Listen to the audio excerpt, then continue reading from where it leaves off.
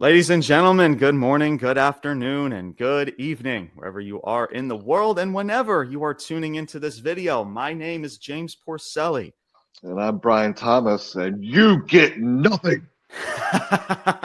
You get nothing, but you will get another episode of the Ruthless Talk podcast. Thank you. Thank you. Have a seat. It has been over a week since your boys have been together. If you guys watched our latest episode, my man Brian went solo. We talked about AEW. We talked about SmackDown, both of those shows combined. So if you guys have not checked out his solo episode, make sure you check it out now. It is on all of our platforms right now, YouTube, Spotify, and Apple Podcasts, as we got Monday Night Raw to talk about. And John Cena's heel promo that pretty much, let's face it, saved Monday Night Raw, completely saved this show. And that is going to be our main focal point pretty much of this show, along with some takeaways as well. We'll talk some Jey Uso. We'll talk Braun Breaker and this, again, weird booking going on right now with the IC Championship and this weird contract signing between Rhea Ripley, Bianca, and Iyo Sky. Very fucking weird, but we're going to get into all of that for today. But, man, a lot is going on today, man. Today is the start of March Madness, so happy March Madness to everybody. I finally filled out this freaking bracket late last night. I'm in all of these freaking bracket pools, so freaking fingers crossed. So really excited about that. This is my first year in probably like 30 years that I didn't do a bracket. And you know what? I'm just looking for it. I just want to watch it stress-free and just watch great-ass basketball because March Madness is fucking beautiful. You're a smart individual, bro. You're smart. It's the first year, and I feel weird. I feel weird about it. I'm like, I really don't have anything invested, but...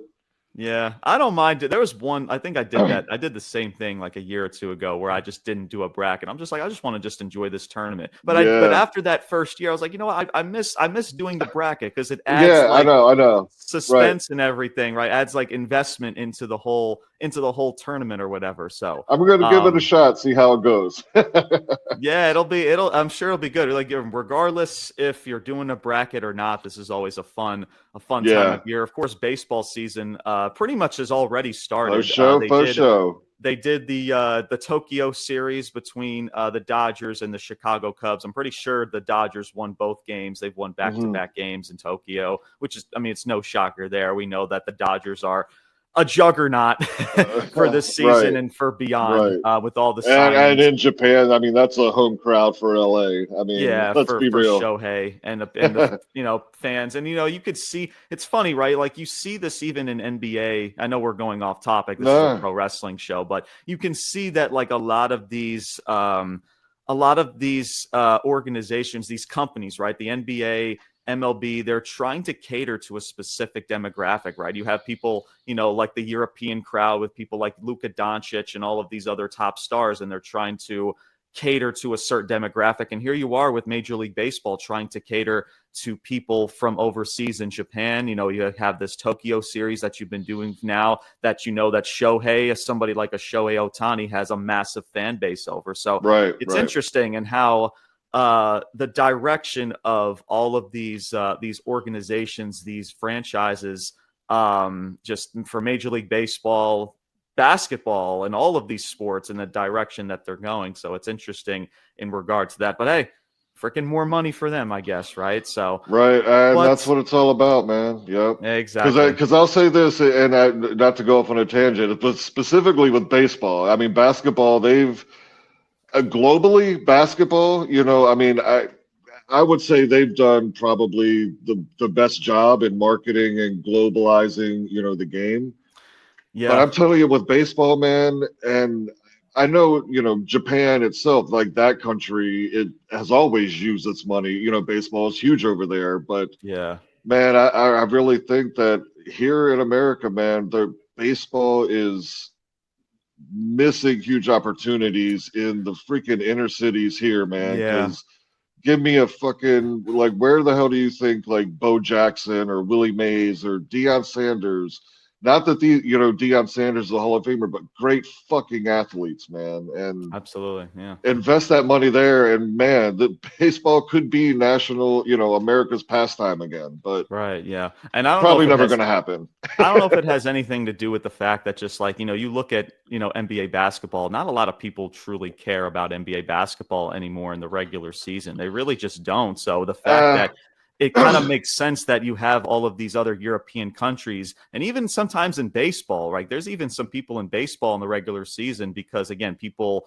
just feeling differently about baseball and how, it's very long. There's 162 games. But you go to the Dominican, man. Right, it's a different story. Japan and as Japan well. too. People Yes, as well. yes, People love yep. their baseball, and that's what I guess the reason why for this business decision is because those people outside of the U.S. they love baseball. They love basketball. So like during the regular season, when you have this 7-foot giant over in San Antonio right now, who's, people in Europeans that love basketball, that love that Victor Wembanyama, I believe is his name, center for the San Antonio Spurs. You have Luka Doncic, right, who have developed a fan base for people overseas because people in America, they don't give a shit. They're at this point now because of how the game has changed, right? Even in baseball, the game has changed slightly, which I feel indifferent about, and that's just me being biased because my entire life has been the game of baseball. Oh, yeah, me too. Yeah. And I just think because of that, because of it, Americans and how differently they feel about baseball and certain sports in America. It's like, all right, I'll watch here and there, this and that. But then when playoffs come, that's when we'll really start to get invested. But until then, that's, you see like all of these stars that are promoted on ESPN and all these global networks, right? It's, you see, Luka Doncic, you see Giannis Antetokounmpo, all of these people. It's because they're catering to all these people outside the U.S. because people in the U.S. they're not really fully emotionally invested in the season anymore because, again, of how much the game has changed along with baseball. So, it's cool in a way, the fact that you are bringing in a fan base, but it also sucks that you have to continue to kind of, I guess, go elsewhere, like outside. Yeah, right. When it can be right here, exactly. Not to say it like it's again, not us and them. It can be all of us, but yeah, you're not investing in it here. Exactly. Yeah. So. But enough about basketball, enough about baseball. We got some pro wrestling to get wrestling. That's right. We got WrestleMania that is legit right around the corner. I'm pretty sure it's pretty much a month 30 away. days now? We're pretty much about 30 days away, less than 30 days, probably 29 days, as I believe the first night of WrestleMania is April 19th. And then you have a month from today will be the second night of WrestleMania. So pretty much a month away from WrestleMania. We will have a roundtable event. Really looking forward to that. That's going to be on April 12th is when we will be recording that said event. We'll have a bunch of special guests. We will be going over most of the top matches of the card. Obviously not the entire match card. We won't be going over the entirety of each night because it is 2 nights, but we will go over 7 triple threats. 7 multi freaking circus matchups along with Cena and Cody and then maybe some other one-on-one matches. Everything else is going to be a fucking circus, man. So yes, if you guys are looking forward to that, if you guys want to stay notified, make sure you stay tuned. Again, we are going to record that episode as of April 12th. Around that time frame, we will always record these roundtables, always usually around the time before the actual said pay-per-view. Freaking Royal Rumble, you had Saturday night's main event, so that kind of, fucked up those types of plans, and that was the day before the show. But it will be the week before WrestleMania, so make sure you guys stay tuned for that, a full roundtable event. So let's get into this episode itself, shall we? So before we get into Raw, let's go over some stuff from AEW let me speak about last week. And Brian, I know you spoke a little bit about last week, and I'm just going to get this out the way. Last week might have been probably one of the worst AEW shows that I've seen in a very long time. And that's probably saying a lot because AEW over the last 5 years has not put on the greatest television, at least not the most consistent television. Sure, absolutely. So where like you had, and this is just stuff that just came off the top of my head. And I made a video about this on Instagram and TikTok about it, to where Speedball Michael Bailey, right? Let me start off with him because he's the first that comes to mind. Like, much love to this dude. I'm pretty sure this dude came from TNA Wrestling, if I'm not mistaken, right? I mean, listen, I don't want anybody to take this out of context. I'm sure that this dude is a good talent. You know, I've had people reach out to me because I've stated, like, I don't know who this guy is. I don't know anything about him. But the way he was portrayed, even last week and even up until now, the fact that you're throwing him in a title match this soon, and now you would just expect me to give a shit about this dude and just what he's doing, right? And, you know, I'm sure he's a good talent. I'm sure he's got a lot to offer. But here's my main problem, right? It's not even just about the talent and he just doesn't do it for me, right? It's whatever. That's personal preference. But my problem is this, Brian, is you're adding once again another talent to this roster, which is not even needed. You have all of these other talents in this company that need good booking. So why are you continuing to add another talent when you still have all this talent that needs to be booked properly? Daniel Garcia, do people remember that he's holding on to a championship right now? What the fuck is he doing? He's doing absolutely nothing. And all of these other people that are just not being booked. You have Lance Archer and Brian Cage in a tag team. Do you know what you can do with those two fucking people in a tag team and being like a dominant force, if that's the direction? I think the ship has sailed on both of those guys. Like, that's just never going to happen. Not in AEW. But still, like, if you were to still be creatively, if you were to still creatively book them properly, imagine what they can do, you know, going up against people like the Hurt Syndicate, depending on their booking, because they're also heels. So you kind of have to make that make sense. So again, man, so I don't know how you feel about that, Brian. It's just that I don't mind Speedball. I'm sure he brings a lot to the table, but once again, it's about the more wrestlers we bring in. It's just like, we think that that's just going to improve the wrestling product. It's the same thing that WWE is doing, right? It's just like they're going to potentially bring in, you know, Malachi Black. They're going to bring back all of these other people, right? They brought back Alexa Bliss, and I'll speak about Alexa Bliss in just a second. There was some news that broke out. We'll get to that when we talk about WWE later. But it's weird. It's just that we think that more wrestling and more quantity of wrestling and wrestlers is what's going to improve the wrestling product, when you still have a plethora of talent, and really good talent, by the way, that still need to be booked properly. So why are you continuing to add people to this roster when it's just not needed? So, Brian, I don't know what are your thoughts about that, man, but what are your thoughts about Speedball Michael Bailey and just what's he is involved in as of right now? Yeah, I'm gonna put my stamp on everything you just said there. And again, internet folks, hear it in context, and if you still just intend on not really listening, then I mean, go fuck yourself. But okay, so I got to go back to Omega's promo last week, right? Where it was a pretty decent promo. I liked it. I talked about him getting back into a singles run. And he even states it then, like, okay, we're having this tournament, that I want to fight the best wrestler in the world, right? And cool. So what do we get? A fucking triple threat. Like, you can't even like get that right. You can't even finish that, right? You can't just say like, hey, this is the fucking winner and this is what we're doing. And then so you get to Speedball, and like you said, man, I had no shade to him. I'm sure he works hard. I'm sure he does great, and best of luck to him in the future. Absolutely. But you're talking about, while yes, it is wrestling, you also are producing a weekly television show into which you have Omega a week earlier cutting a promo about, fighting the best wrestler in all the land, right? And you have this fatal four-way, which, again, should those four have even been in that match, you all argue amongst yourselves, but no. And then you end it in controversy and have a triple threat, and right what, like, Ricochet is. Look, if you've watched wrestling for any length of time, everybody knows who Ricochet is, and his ups and downs, his talents, his weaknesses, all those kinds of things, man. So you have Ricochet and then a guy that most people never fucking heard of fighting Omega in a triple threat for the title. Make it make sense. Make me care. Make me fucking care. And hey, if that's on me, then that's on me. But you can argue about the wrestlers and their talents, and well, I just didn't watch TNA, and yes, all that's true.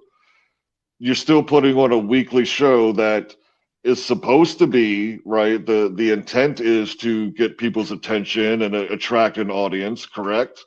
Mm-hmm. And okay, Ricochet, he just lost a Swerve, right? And even though I am not that high on Ricochet, but let's face it, he is in this new shtick of a character. I honestly would have just signed him off of TV for maybe a couple weeks, to where then you have him come back, maybe develop more of his character to where maybe he's taken more seriously. And if you want to put him with Speedball Michael Bailey in a feud to where you got a heel Ricochet and a face Speedball Michael Bailey, let's freaking do that. But then you also have Kenny Omega to where, like, all right, you put this international title on him, and his first challengers are now Ricochet and Speedball from a tournament.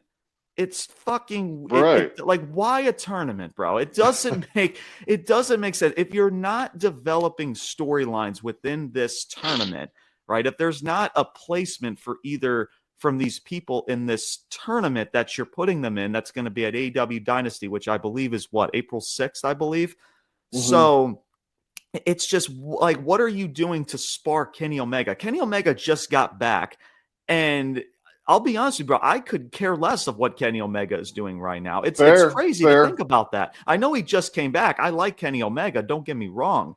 And he's a tremendous talent. I don't want anyone to take that out of context, but this is his first title defense. It's fucking weird of how you're going about it. It's just very weird. I'll say even to Ricochet, as you were saying, man, please AEW don't do this. But like I had even mentioned it, since he had come over, this little character, change in Ricochet, it's something, and it's it's not great, but it's something. Yeah. And now, like you just throw him back in this tournament to be the best wrestler in the world. And yes, Ricochet can go out there and put on a fucking 10-star banger match. Like, we all know that. So is this just what you're just putting Ricochet back in tournaments to have banger matches, and what the fuck? And then and with Speedball, right? Like, if you want to, elevate Speedball and his trajectory, right? Just put him in that feud with Ricochet. Ricochet can win that feud because he just lost the Swerve. And if you do it properly, if you book it properly, it's not going to do that much harm to Speedball, to where you're already putting this dude in a title match to where we know he's not going to fucking win the title. So why do this? It doesn't make any fucking sense, man. It makes no sense. 100%, man. 100%. So my next takeaway is this: Mercedes Moné, right? Again, I said this from Revolution. I'm going to say it now. She needs a storyline ASAP. And I'm talking like yesterday. To where she's in this match with Billy Starks, who I believe is one of your talents from ROH. She's very close and tight with Athena, who's also in ROH, who I believe is holding on to a title in ROH. So, the thing is with Mercedes, right? Listen, I've been saying this like a broken record. I love how Mercedes is being booked. I love the fact, of course, as a fan, right? I love the fact that she is holding on to these titles. She's getting victories nonstop, but the problem is that there's not a storyline attached to her character. There's she's just beating random talent just to build up her stock, to build her up, but there's nothing to build her up towards, right? To where, like, because at this point, like, somebody is going to have to take these titles off of Mercedes Moné. What have you done with all of these other talents outside of Toni Storm and Mariah May and their storyline? What have you done to build up anybody towards potentially dethroning Mercedes Moné? And if whoever is going to dethrone Mercedes Moné, you should have already been ahead of the game to prepare yourself to a diabolical badass storyline to get to that freaking title, but they're not doing that. It's just one by one. It's just, all right, Mercedes is going to have a match with this person, this person, this person. And then by the time we get to that person who dethrones Mercedes, it's just like, all right, is the storyline going to be booked properly? Which is probably it's not going to. And then what's the plan for the person who wins that championship afterwards?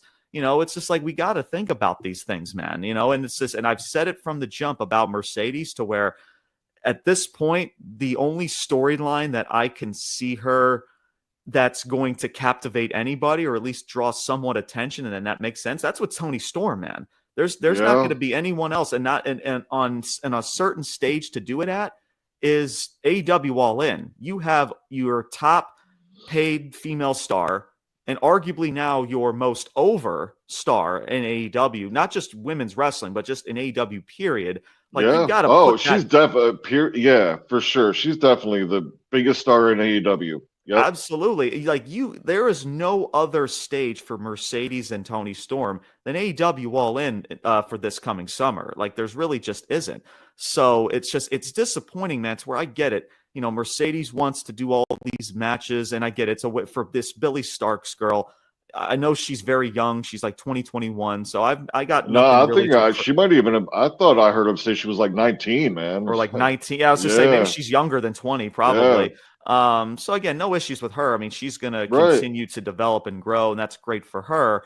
And, if you have her tied with Athena, then like, okay, cool. Like, Athena, bro, should have been on AEW television like since yesterday. Athena and Mercedes, bro. I mean, we talk about the matchup itself. I mean, come on, bro. It's Athena and it's fucking Mercedes. Yeah, I mean, come on, dude. 100%, man. And if you book Athena properly, she could be a really good female as a face to propel as a champion. And then maybe in the near future, within the next year or so, you can book her in the main event title picture. It's like, she's that damn good. We've seen it in WWE.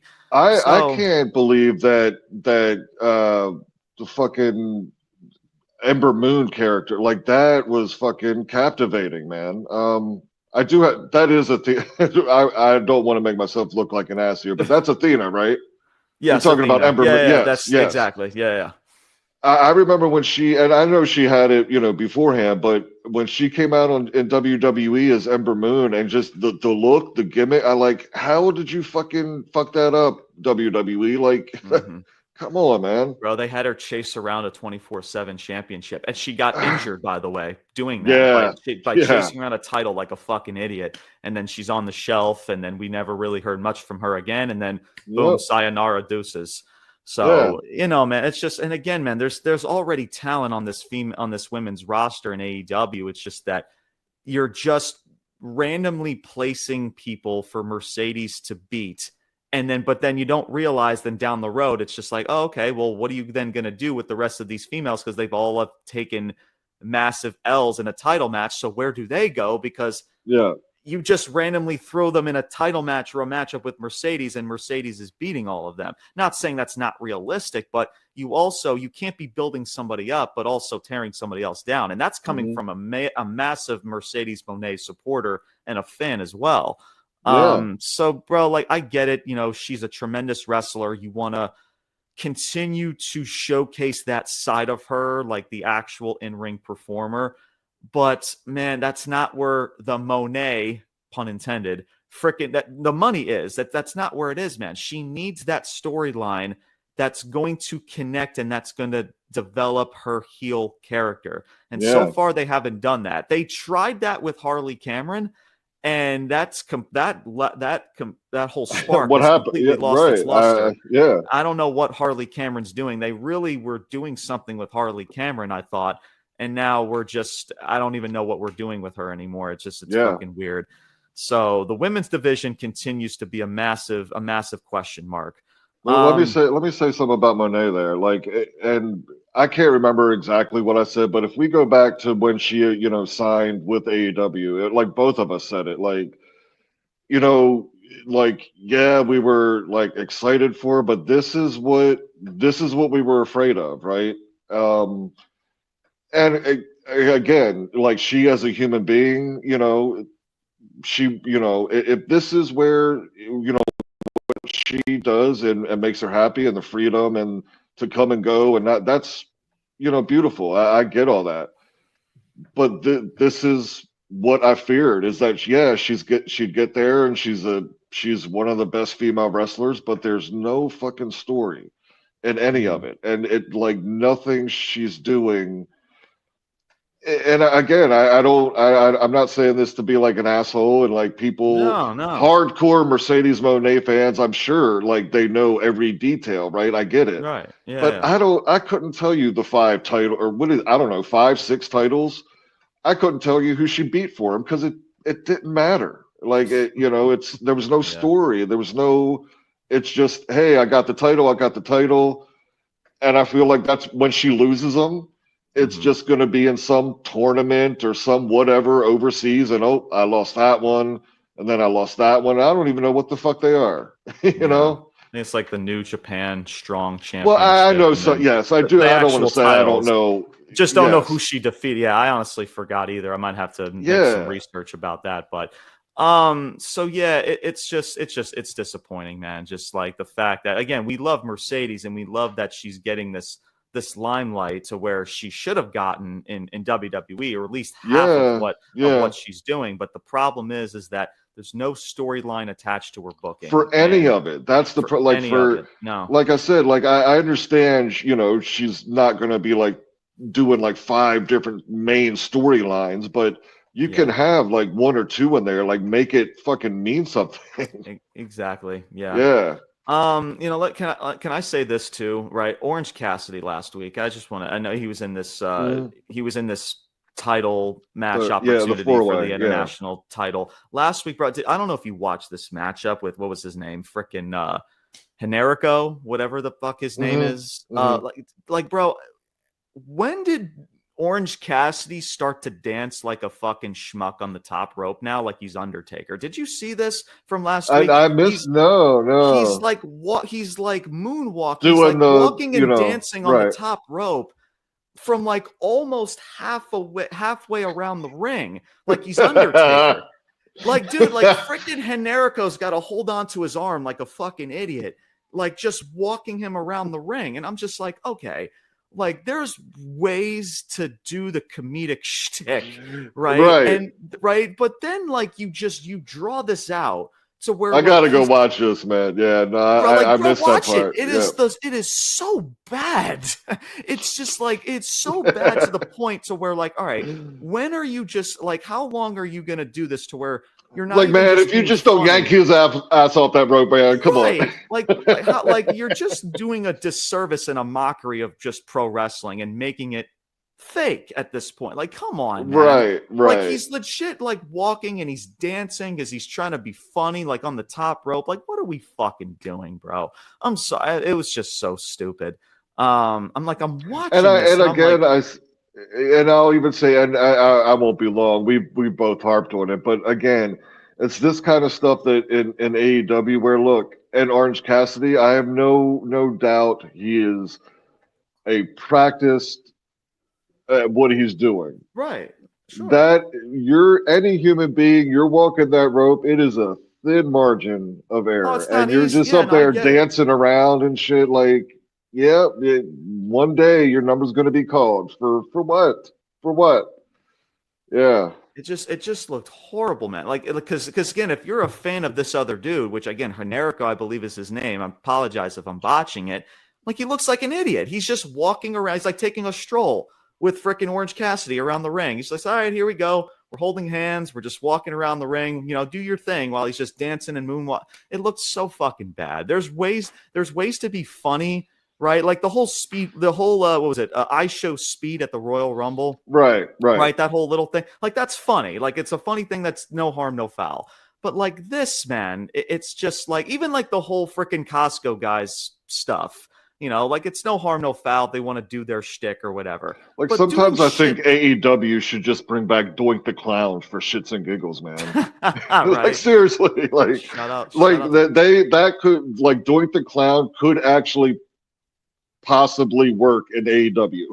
Possibly. Shout out to Doink the Clown, man. Yeah, right. So Yeah, it just looked bad, man. It just looks really bad. Yeah. It's just those types of spots to where it just makes professional wrestling look silly, man. It just really, really does. So I just wanted to get that out the way.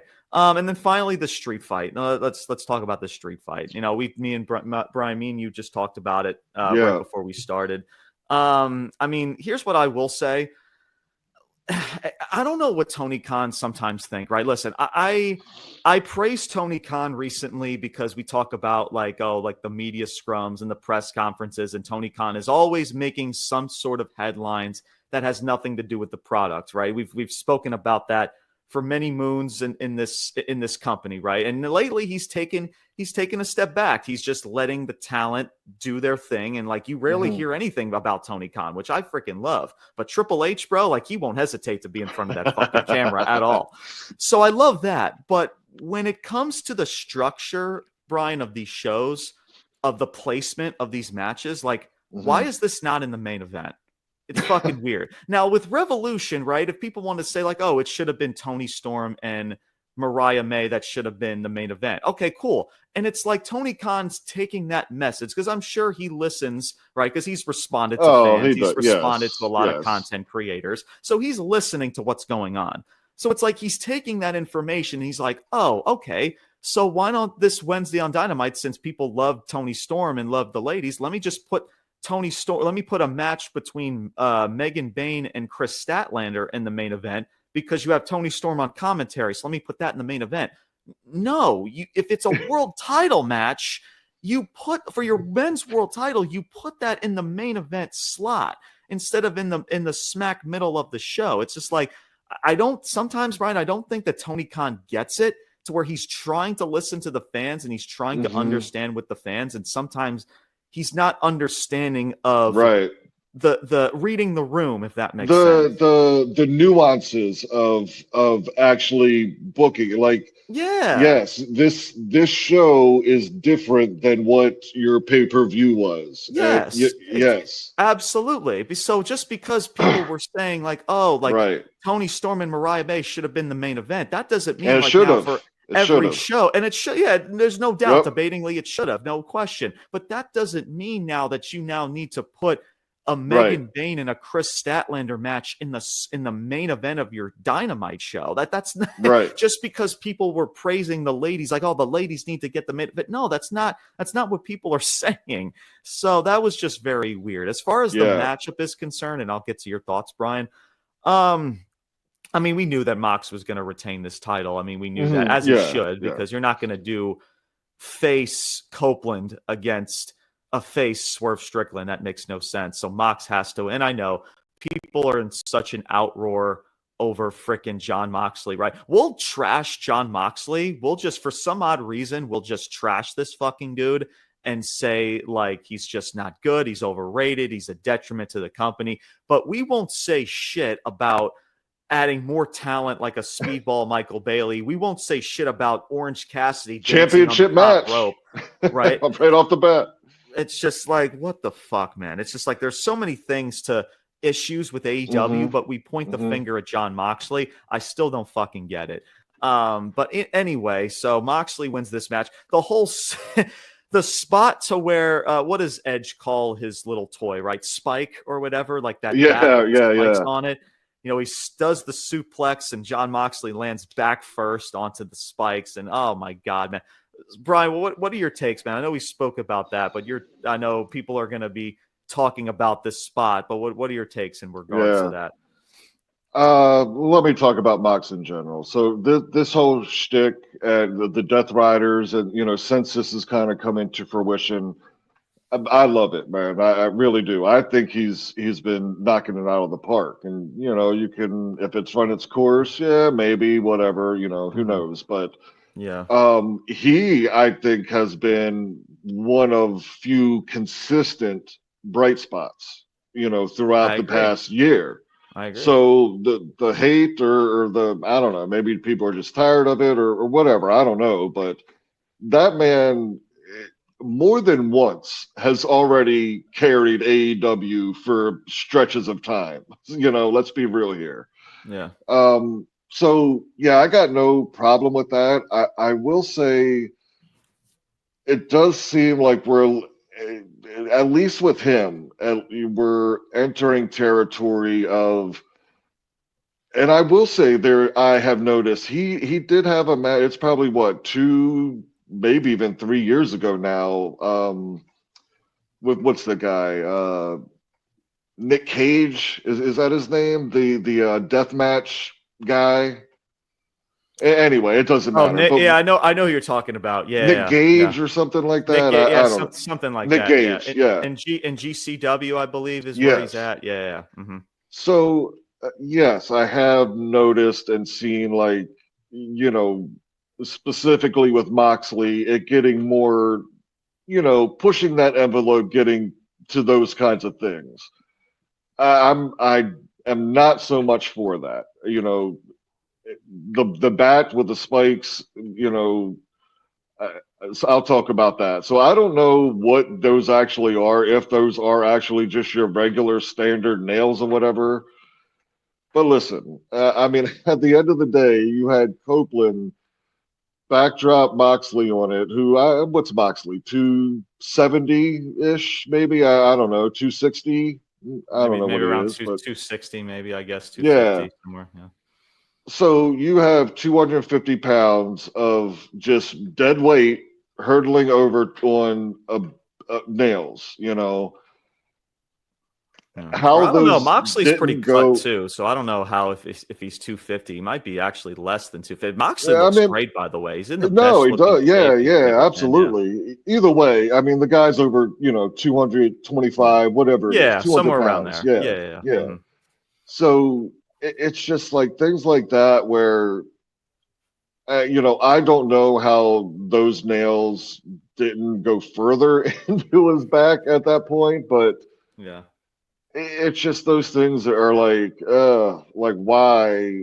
Like, yeah, I mean, and then you get to the point where, yes, you're doing the death matches, and you just had a no holds barred and a cage match, and so each time you got to up the violence, and for what? That's just where I say, like, this is the best I've seen of Mox in AEW. This gimmick, this character, the Death Riders, I love it. But there's gotta be a fucking line of, come on, man. I'll leave it at that. Yeah, no, I mean, listen, I mean, we talk about, matches like the Toni Storm Mariah May match, since we were on the discussion of it, right? It's like, using like the glass and the crimson mask and all that stuff like that. It comes to a point where, and listen, I get it. People are going to say, like, oh, AEW is like, being the alternative, right? It's just like, AEW does a lot more violence and a lot more. And I'm down for that, 100%. Same here. And no, there's it's okay, of course, to be an alternative different from somebody like a WWE or a TNA, right? Nobody's going to argue that. But what it also comes down to is that the moments of when you do these spots, and if the story truly calls for it. Now, is it believable for somebody like Mox and Cope to where you're going to bring out a spike baseball bat like that in a matchup because of like the demeanor and how their characters are? Right. Absolutely, no doubt. But sometimes it's like, it's not, it doesn't always have to be 24/7, like nonstop, like going through tables of glass or freaking spike baseball bats. Like, we're not saying don't do these things, but like they're also, you have to like meet everybody halfway to where it has to call for certain moments to do such, right? Now, I didn't mind the spot at all. I mean, I get it where people like you, Brian, are coming from, but I will say that, like, I wish that. I mean, it looked badass for sure. It really was. No question about it. But it did fit the moment. Yes, absolutely. It fit the moment. It fit the characters who were in this matchup and telling the story.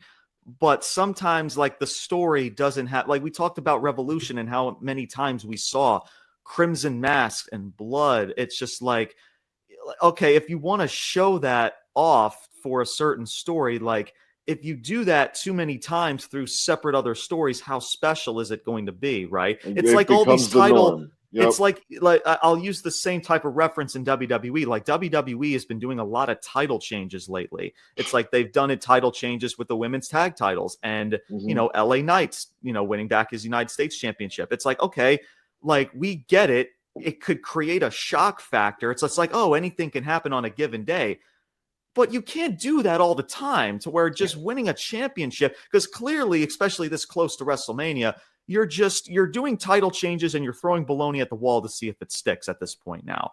And the fact that you're now doing this title change, like the recent one, which was Iyo Sky's championship title reign, and the Street Profits, of course. Street Profits. Yeah. What is that saying now about LA Knight, who just had a massive title change? Because now his title change is just overshadowed, right? So where, like, even let's say like Will Ospreay and Kyle Fletcher, they did this gruesome, bloody matchup, but the main focus or the main attraction was Toni Storm and Mariah May, because they were just the better story. So you're using all of this blood and all this Crimson Mask in some of these stories and some of these matchups, even now with Jon Moxley and Cope, to where it's just like, all right, are you really doing it just to be an alternative? Or are you also doing it because the story and the moment is calling for it, if that makes sense? Yeah, right. And listen, these wrestlers can go out there if they feel like they're the professionals, right? If they feel like that this spot is needed, like we're not going to be the ones to tell them not to do it. But for people who are fair like us, it's just like we have to call it for what it is. It's just like, maybe reconsider these things, right? For like Edge, Adam Copeland, like, be grateful that you didn't for so many years, because now you can still wrestle at the age that you're at, right? Like, be grateful the fact that you don't have to put your body on the line just to amuse all of these fucking people, right? Brian, you've mentioned so many times about a Darby Allin, to where he puts his body through, thick and thin, and going through, again, glass tables and jumping off of springboarding off of the top rope and going through tables and going off of, skyscrapers. It's like, dude, all right, we get it. It's like, we know that you're not afraid to take the risk. It's kind of like when Mick Foley did back in the day. Yeah. But are you doing the spot just to be extreme, just because you're an alternative? Or are you doing the spot because you truly believe that the moment called for it? Because that's what separated Mick Foley back in the day. Not only was he afraid to go above and beyond, but he knew, like the Hell in a Cell moment against The Undertaker back in the day, that whole toss off the Hell in a Cell cage, like the story called for it. Like that's when you do that spot, but you also put in somebody like a Mick Foley to where it's believable for him to jump off the cage like that. So you got to add both together, is what I'm saying. So, and I'll even just real quick to bring up Foley there, like, and I think he's probably even said it at this point. The one I can remember where, like, yeah, dude, like you took it too far and you made a mistake and this should have never been done. I don't know. It might have been a Rumble or something, but when Rock, I mean, shit, he gave him fucking 20 damn chair shots or something with his handcuff. Yeah. Yeah. I mean, there's just shit that, like, come on. Yeah. So I hope that makes sense to everybody. Yeah. Right? And again, I'm not going to harp over this spot. No, and I'm not against violence at all, by no means. No, and same here, man. I just wish that, listen, be an alternative, right? Nobody's saying that AEW, like we talk about, tribalism, right? Like, again, we're not saying that AEW needs to be more like WWE, right? No, be an alternative, be somewhat different, but the foundations of pro wrestling and how you're developing characters still needs to be the same, right? And you're not overly exposing your magic tricks, right? What you have in your back pocket. You're not doing that every single week. So when you do the Crimson Mask, when you do these nasty, devastating, vicious spots, it means a lot more because you're doing it at the right time. So I hope that makes sense to everybody. So, but probably not. It's the internet, James. It's the internet. Brother. People, listen, people think that me and you bitch and moan about shit, man. There are so many people that they take common sense and logic and they'll just throw it out the window, and they just they'll just bitch and moan just to bitch and moan. But it's people like us, that at least come from a certain objective standpoint. But like you said, it's the wrestling internet. I've heard, Brian, you have no idea, TikTok, Instagram, how much dumb shit that I've seen. I mean, you're on Instagram now, so I'm sure you see it. Like the amount I of see dumb it here, shit, there, yeah. the amount of dumb shit that I see in comments about people. I don't want to say liking what they're watching, because I'd never want to go against what people like or dislike. Sure. But it's enabling it's being an enabler. Like you're enabling right. something that's just completely should not be happening. That's the problem. So again, I hope that makes sense. But yeah. So that's pretty much all I got for AEW. I know like MJF and Hurt Syndicate too. I don't have much right now. I think that's a weird, I don't know. I mean, can it be good? Sure. Do we need a Hurt Syndicate MJF, I guess, collaboration? Not really. Where is it leading to? I don't know. As MJF's going to make his decision whether he's going to be associated with the Hurt Syndicate. So I don't know, man. I really don't know. Was this show better than last week? I mean, my morning shit was better than AEW Dynamite last week, so I don't know what that's saying, but the last week was just disappointing, man. You came off of a really good pay-per-view, as you usually put on a lot of good pay-per-views. But like, and even with Toni Storm and Megan Bayne, I'll end it with that, right? Toni Storm, and we all know, we don't need to say anything else about Toni Storm. She's great. She's fantastic. And now you have Megan Bayne, right? You're putting her in this match, and people are going to now say, oh, this is a way to put Megan Bayne on the map. This is a way to build her up, right? This is a way to showcase her to where she's going to lose this match. It's going to be no harm, no foul. But what have you done to this point with Megan Bayne outside of her wrestling? What about her character? What about, everything outside of the ring to develop her stature? She's got a nice costume. It's got a good look. She's got a good look. But what is it? But what Yep. else about her that's making us care about her going up against somebody like a Toni Storm, and that she's already being thrusted into a world title picture? And the fact that it's this soon and you haven't done that yet, and now she's going to lose this match. What is this doing for Megan Bayne now? That's the problem. So I don't know. Brian, any takes about that before we get to Monday Night Raw? No, and I think I touched on it on the last week's podcast. Like, I mean, you got my attention a little bit, but so to this point, I still haven't heard her on the microphone. I don't think we have. Yeah. So, I mean, like I said, I mean, the look, the costume, the headdress, like, it all looks good. The presentation.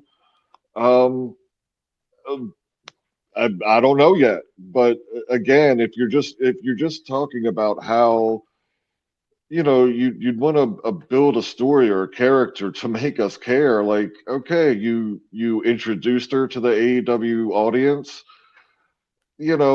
instead of, yes, it's one way to make an impact to go right after Toni Storm, but if you are looking long term at Megan Bayne as maybe somebody that's going to take that from Toni Storm, then why are you not having her come in and, you got to go after, take out a Statlander, I don't know, Willow. You know what I'm saying? They did that. They did that whole spot with Thunder Rosa. I don't know if you remember. Thunder Rosa, that was so awkward. They both were like, Thunder Rosa comes out there with like a steel chair, and Megan Bayne and Penelope Ford were just not selling for her at all. Like they were just laughing at her while Thunder Rosa has the steel chair. She's like awkwardly holding it to get them out the ring. They just stand there and just laugh. And then like, it was just a really awkward exchange. It was so weird. So from that, you carry that into now where she is now. It's just like, I don't know, man. I get it. I respect what you're trying to do, but you're not going about it the right way at all.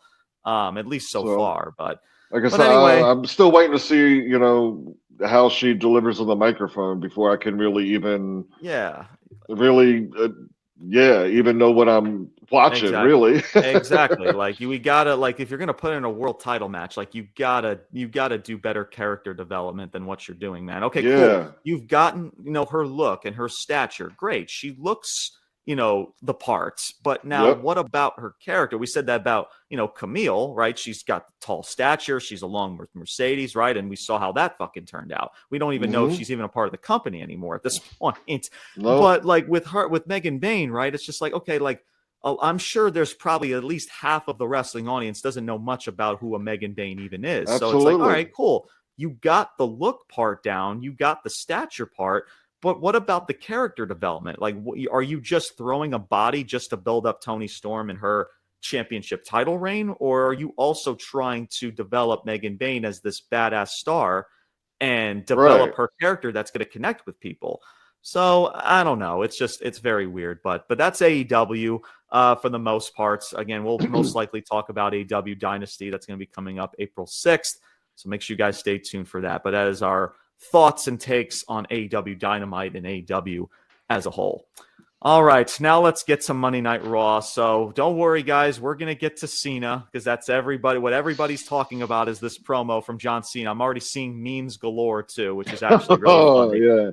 Yeah. We're gonna get to Cena, but I have some takeaways about Monday Night Raw, and we'll kind of just go through this one by one. I'll try not to be too long here. Jey Uso. He squashes Austin Theory in this matchup, and I get it, right? He took the first half an hour of the show, and potentially some time might have been cut. But guys, like Jey Uso is out there not only taking out Austin Theory, but taking out Grayson Waller. And it's like this dude is being booked like Superman, right? He's taking out two dudes at once. This isn't like he was not booked like this when he was with his brother Jimmy. So now all of a sudden he's just the Superman because now he's going up against the power of the Yeet. Gunther. The power of the Yeets, right? It's not realistic, guys. He's taking out Grayson Waller and Austin Theory. It's Jey fucking Uso. And he did this really nasty spot. I don't know if you saw, Brian, to where he does like his little suicide dive or jump over the top rope, which he's done a million times, but he lands back first onto the apron. It looked really bad. And Jey Uso, at least for this week, he looked exhausted. And Rikishi has said this on social media, I think in his podcast. I'm forgetting the name of his show that he does. But he mentioned the last time he encountered his son Jey, he was like, he just looked exhausted, physically drained, right? And I get it. He's doing a lot of stuff outside of the ring. It's not just what he's doing in the ring. But look, man, it's just that, there's just some people, Brian, to where maybe some people can handle it. Some people can handle the busy schedule, and just some people just can't. And I'm not saying that Jey Uso can't, but the fact that we're hearing about Jey Uso being exhausted and it's draining, and you can see him out there when he's in the ring, like he looks exhausted. And this is what I mean, man, about Jey Uso as a singles performer. It's just like, I just don't think he can cut it, man. I just don't think he can. Listen, I don't want to take this out of context. I love the fact that he has gotten himself where he's at because of this shtick that he's doing.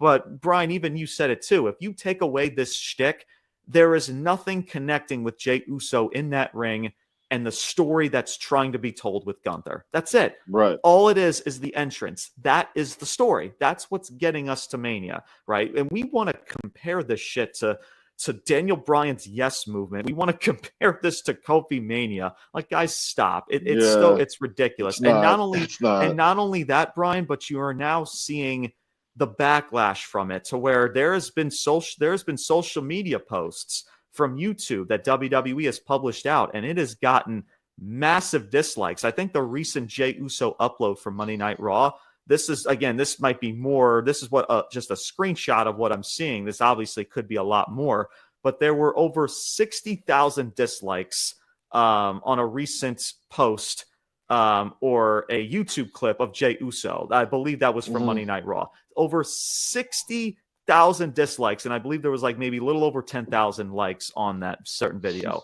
So, guys, the proof is in the pudding, right? So where I had to say, I told you so. I'm telling you this, and we've seen, it's going to run its course. We've seen this, bro, from so many other people too. To where like, they get over by this little shtick that they do, and then we've seen it with Seth Rollins, right? The sing along. Guys, let's not bullshit each other. Nobody's doing massively the theme song as much as they used to do it freaking like a year or two ago. They're not doing it anymore because it's ran its course. And over the year or two, this yeet shtick is going to freaking run its course. I get it's cool now, But like you said, Brian, in a year or two, and Jey Uso, guess what? As much as Oh, I it's love not going to take that long. It won't be a year or two. It'll could be be far shorter than I that. might Yes. be I might be generous in that regard. Yeah, but listen, guys, I love Jey Uso. I really do. He's part of one of my favorite tag teams of all time. But guys, there's just people that can just cut it as a tag team guy, and then there's people that they just can't do the solo run. They just can't, man. Everything that Jey Uso does when he's in the ring and when he's trying to tell this story with Gunther, a matchup to where we've already seen it. We've already seen the matchup more than once. You did it at Saturday night's main event. And because you're weakening Gunther's character. You're weakening Gunther's character in the process because you've also turned him face, of course, in this whole entire stretch when he was as he's been world champion. Like, it's just everything in this situation, guys, is a mess because we want to please an audience because we're all doing one certain shtick.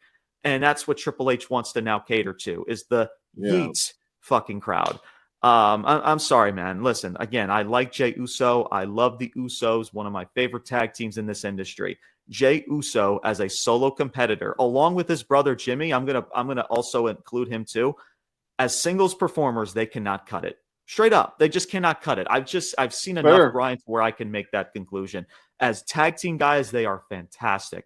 As solo competitors, guys, they're maybe average at best. They do nothing for me, and they just can't cut it. And the proof is in the pudding with the dislikes on social media, right? And when you hear the crowd after the whole Yeet thing is over, it's done. Nobody connects. Nobody cares about it anymore. It's just the entrance. It's just the shtick. And the fact that you're now building up Jey as this Superman, he's doing these power moves, right? Like the Edge, freaking Roman Reigns, freaking Rhino, Goldberg, all of those big, power moves, guys that could do a spear, and then we go all of that to a Jey Uso. Like, guys, stop, man. It's not realistic. Right. People can see through the bullshit, man. They're not buying this at all. And if it wasn't for this entrance, then Jey Uso, I'm sorry, and this shtick would be absolutely nothing. It would go nowhere. Brian, what are your takes? I know that was a lot, but what are your takes in regards to that? No, that's fair, man. I can't go far as to say. I mean, you can, can they cut it? Can they not? I'll say for any wrestler, man, woman, tag, like, yes, this is what they do. All of them. Mm-hmm. It's extremely exhausting and tiring, and just brutal. It's fucking brutal. Absolutely, yeah. So, and yes, there are very, very select few, like, throughout history. Like, if you're talking about actually being the guy or the woman, carrying that as your champion. Right. Yes, that's all of it that comes with it. The interviews, the flights, the meet and greets, the everything. Yeah. It takes a toll, and it's not for everybody, nor should it be. And it doesn't mean it's bad if it's not. Exactly. Right. Yeah. So, but it just with this Gunther story and heading into Mania. Yeah. I mean, I've said it. This is built on the back of Yeet. You're weakening Gunther's character, for kind of like softening him up to lose. And how you're gonna start booking Jey now as like a Superman, hawking up type dude. Okay. It's so stupid, man. Like, stop. Like, listen, again, I like Jey Uso, man. You're making this dude take out two dudes at once like he's Superman. Like, cut the bullshit. Stop, man. This booking is so bad. It's so fucking horrible.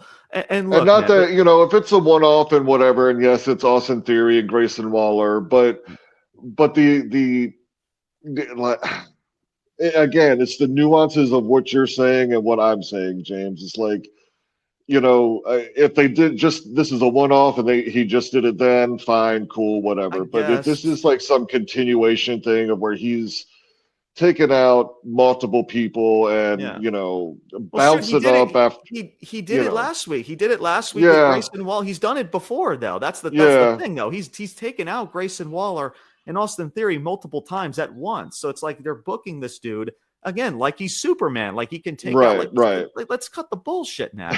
And we talk about, right, how we've gotten here to this point. The fact that he won the Rumble and how we've got to this point is because, well, James, he deserves it, right? He deserves it. He's been here for so many years. I'm like, okay, are we running a business, or are we running a charity event? Because we can go through plethora of talent that say that they deserve a title opportunity. That doesn't mean they should be getting it.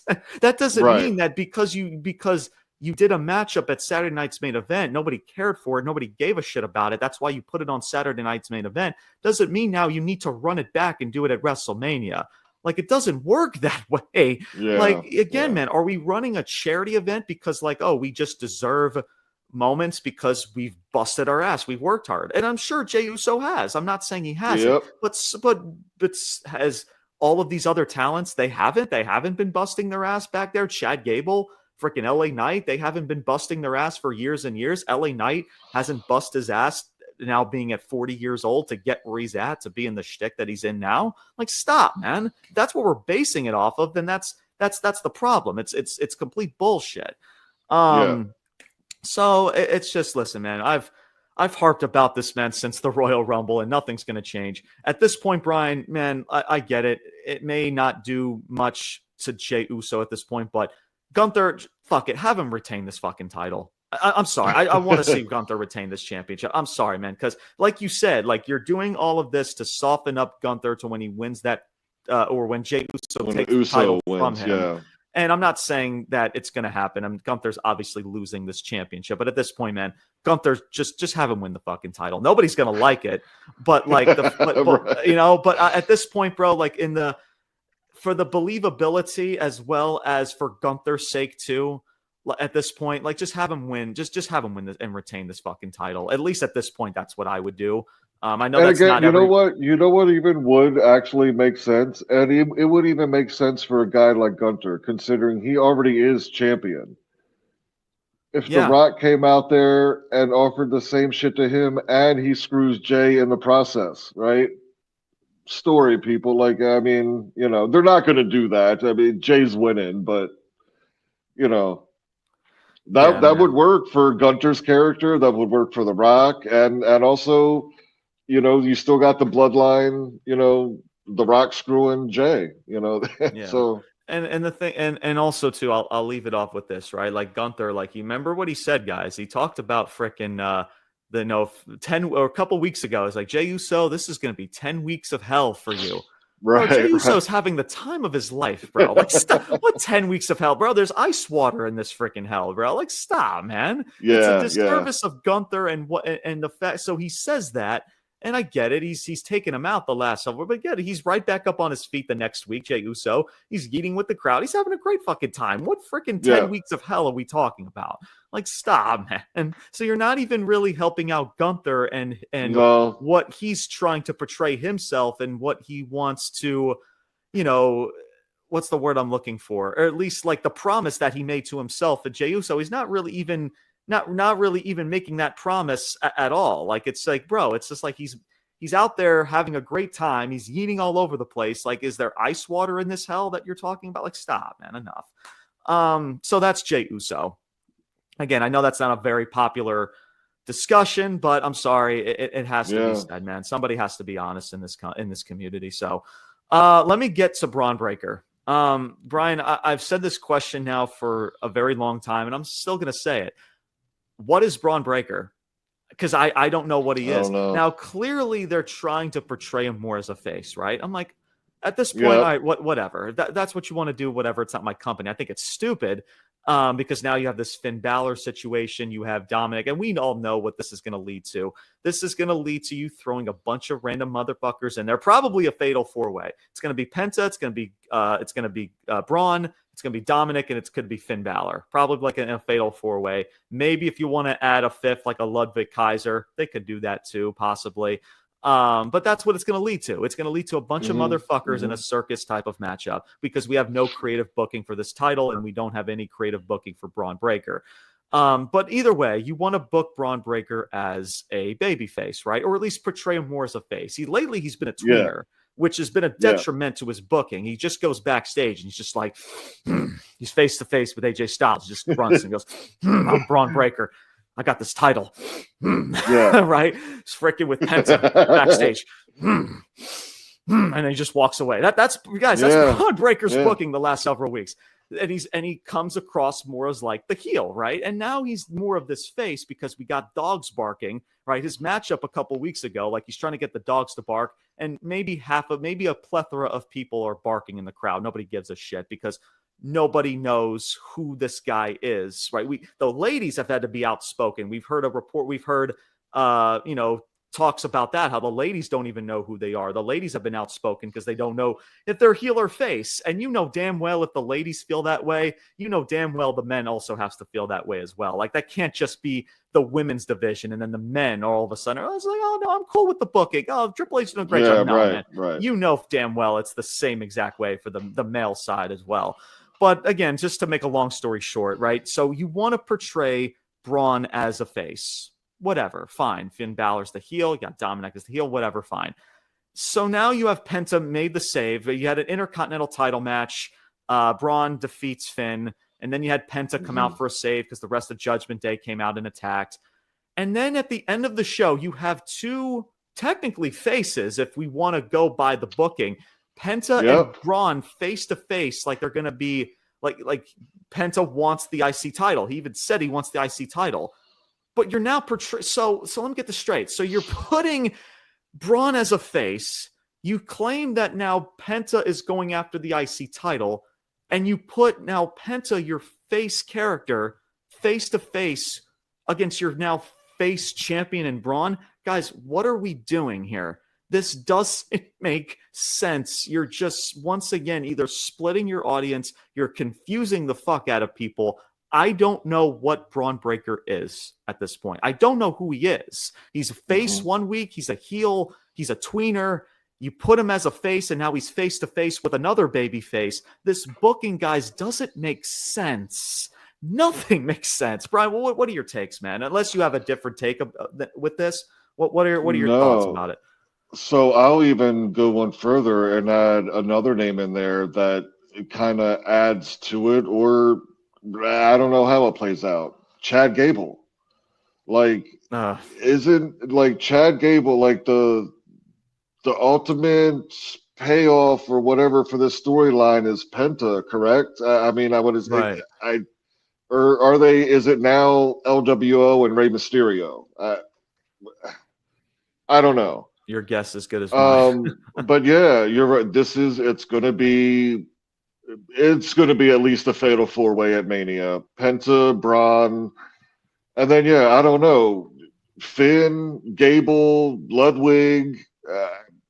Dominic. Take your pick. Maybe it's a six-way. I don't fucking know, man. A freaking what do they do? Like a gauntlet. Have a fucking tournament over 2 days of Mania. Have a tournament. God damn it.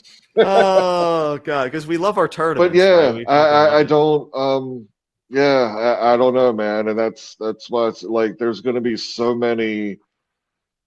Triple threats, tornado tags, and AJ, four ways. I don't know, Styles. man. AJ Styles. AJ Styles was thrown in the mix with Braun Breaker, and now all of a sudden he's just with Logan Paul. What is this fucking booking, dude? Nothing makes sense. Bro, it's short term, bro. We give Triple H all this.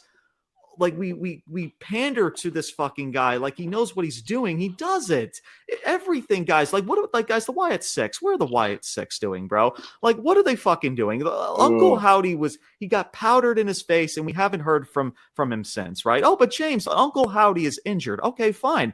Bro, Stone Cold Steve Austin. So that now we're supposed to believe that the Wyatt Six, the head of the Wyatt Six, got a little bit of powder thrown in his eyes, and that took him out for however long, right? And it's just like, bro, man. Like he's a supernatural character. Like if he's off television, right? If you can't put him if you can't put him in the arena, then just get creative, bro. Remember, again, like I know these are two different characters, but like Stone Cold Steve Austin, his best work was when he was injured. That's when the 316 stuff and all of his like the beer truck and the cement truck. That was when old Stone Cold was injured, right? It's called being creative and thinking outside the box. If somebody is injured, right, and they can't perform in the ring, then get creative to develop their character then. So all this excuse and with that kind of gimmick, you can do that perfectly. Like with that gimmick, he doesn't have to wrestle. He's supernatural. Like, then if he's injured, then have him do some supernatural shit and do some character development with the Six and with Alexa Bliss, who, by the way, we're hearing that she's been pulled from WWE World and potentially from Mania, which continues to prove my point that Triple H has no idea how to book supernatural characters. Man. Guys, so I don't know what else I need to prove to you guys and to tell you that Triple H ain't it, bro. This dude is headed creative, ain't it, bro? He doesn't know what the fuck he's doing, or he doesn't care enough, and he doesn't have his ducks in a row. It's just the truth, man. I mean, my God, it is so frustrating. You have, again, I know I'm going off topic with the Wyatt Six, but like, you have this Uncle Audi character, right? And I get it. A lot of people feel indifferent about Supernatural, but like, make it believable. Make it feel authentic, right? You could do the smoke and mirrors. If you book it properly, it could be so damn good. If he's injured, cool. He's the perfect gimmick to develop if he can't perform in the ring. What is this injury excuse? If he's fucking injured, fine. Then portray his character as a supernatural fucking human fucking specimen. Come on, man. It's just, my God. Oh, it's so frustrating. And Alexa Bliss too, man. It's, I mean, the pop, and the excitement of her return. And I hope it's not like an injury or whatever, or if it's, I don't even know if it's 100% true, but like, if she's not at Mania, man, it's, God damn it.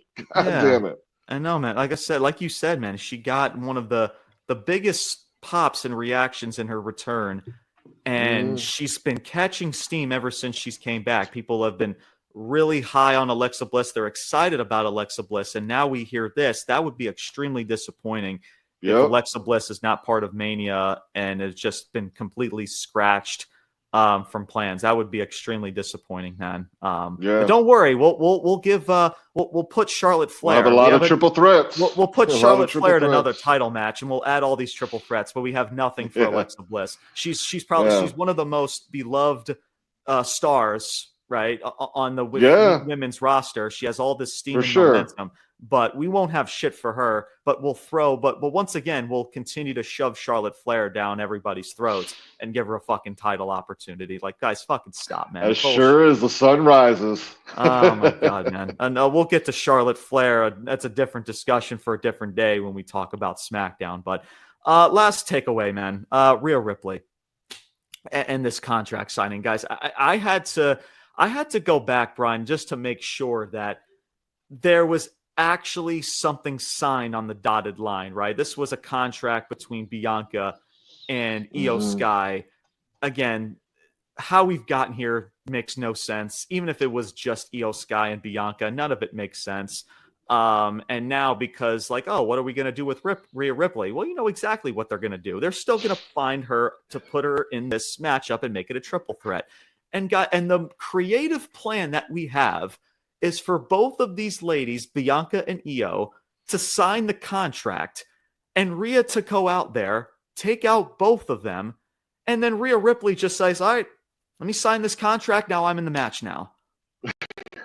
What the fuck, man? Like, that's like, guys, like, you know what that proves to you, Brian? That just shows you that anybody could have just gone out there and just do the same thing. That's all I need to do, because we know this is going to lead to her being in the matchup. Oh, my name's Sodden on the dotted line, and Adam Pearce is like, fuck. Shit, like it's on there, guys. What am I going to do now, boss? What the fuck? What am I going to do now? Her name's on the contract. It doesn't work that way. Listen, I will enter a wacky world of pro wrestling and suspend disbelief. But you still gotta make shit make fucking sense, dude. That's like when the Eagles and the Chiefs are in the Super Bowl, and then all of a sudden, like the Buffalo Bills just decided the general manager just decided to sign something on the dotted line. No, now we're in the Super Bowl now it's a three-way. You just had a playoffs. You had an entire playoffs.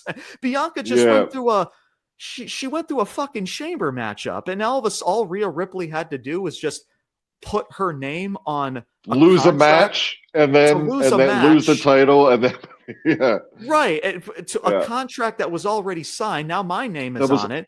Right. Okay, I can go out, I can go around and just sign my name on anything. That doesn't work that way. You still got to make it make sense. Forget that all of these ladies are faces, right? That's one fucking just what the fuck in regards to this booking.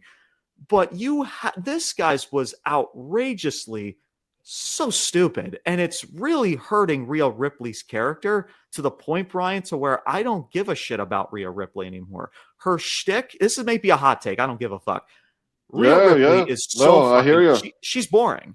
She's just really boring. I don't give a shit about her and what she's doing. I don't want that to be taken out of context because I'm not saying I don't dislike her.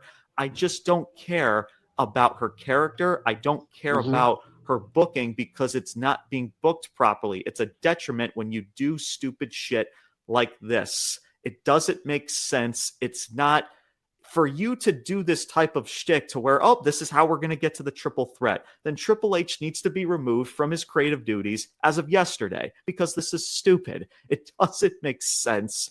But yeah, man, Rhea Ripley, listen, I get it. She's got the stature. She's got the look. Same thing we said about like a Megan Bain, right? She's like a bigger woman, right? She's like a powerhouse. Guys, I don't, as a baby face and even as holding on to a championship, Rhea Ripley does nothing for me. She's so, her character is so just, I don't want to say stale, but it's right now, right as of right now, it's boring. It's not doing anything for anybody. And I get it of why that could have been a reason to get the title off of her, to put it on Iyo Sky. But even for Iyo Sky, right? She didn't even again, I love the fact of Iyo Sky winning a championship. Like, I'm not going to discredit that, but let's face it too. Like, she didn't win the Rumble. She didn't win a chamber. Like, what did you just threw this title match just to have a title match just because a plethora of schmucks and fans are concerned about Iyo Sky's booking. Like, oh, what is she doing for Mania? Why is she not having a title? So now we're going to throw Iyo Sky in this picture. And now, Brian, you see everything is a mess now. It's a clusterfuck. Nothing makes sense and everything is all over the place. This segment, guys, I'm like, what are we doing? Brian, any takeaways from this contract signing at all? Yeah, man. So again, it's another triple threat for Mania. Yes. And you're right with the storyline of how we're getting there. I mean, again, yes, we're wrestling fans, but fucking meet us halfway. Like, if this is, you have a contract signing between the champion and the number one challenger, so you have a contract drawn up there for the champion and the number one challenger, who they both sign. Boom, match is set, your contract is signed. You can't just, you know what I'm saying? Like, yes, it's wrestling, but fucking meet us halfway. So, and to Rhea, your thoughts about Rhea. Yeah, I definitely see where you're coming from. God, is it stale and boring at times? Yeah. I almost, she may be, kind of one of like the female equivalent, sort of like the Undertaker, where he's going to be a top star, but he doesn't have to be even going after the title, right? Right. Maybe Rhea works better in that, because really, as much as I like Rhea and she's still, my top probably 1, 2, or 3 in WWE. But her title run specifically, they haven't been good. Like, I mean, they just haven't. Like the build to her to get that first title, it's fucking beautiful. That was goddamn awesome. But since she won that title and, had the title reign and she's lost it and won it back, like, yeah, it's mostly centered around Dom and Liv and, leaving the Judgment Day. Mm-hmm. So yeah, man, I mean, which had its moments. Right. Which had its moments, yeah. But I think, yeah, the more you try to center the title, with Rhea's character, as her character is,